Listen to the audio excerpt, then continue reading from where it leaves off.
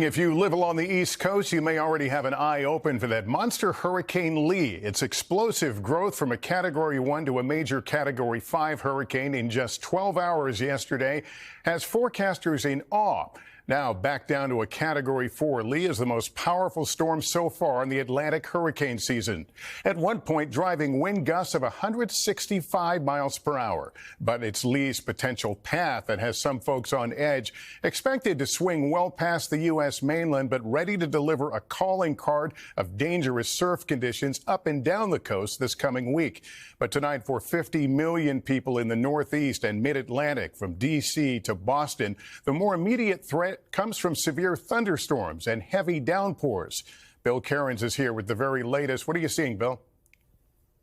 Well, good evening to you, Lester. And this is going to be a major hurricane for at least the next 5 days, and then it's going to slow down. And the big question is what happens about the middle of next week. So now the storm's at 13 miles per hour. It's going to miss all land areas over the next 5 days, just sending large waves to a lot of the islands in the Caribbean, the Bahamas, and eventually Florida. But sometime on Wednesday, it's going to take that turn to the north. If it's an earlier turn, our friends in Bermuda will have to deal with Lee. If it's a later turn, possibly up to the Canadian Maritimes. If it's a late turn, maybe even heading somewhere near the Northeast, possibly Maine or maybe Cape Cod. So that's kind of the big question as we head through the weekend. We've also been dealing with a lot of severe weather, 150,000 people without power. We've had damaging winds. We've had 2-inch large hail throughout the Northeast, and airport delays have been widespread from Washington, D.C. to New York, all the way up to Boston. Some are averaging 1 to 2 hour delays at the current time. These thunderstorms have peaked in the high humidity. It will cool things off for the weekend, but we paid a price for it this evening. All right, Bill, thanks very much for that.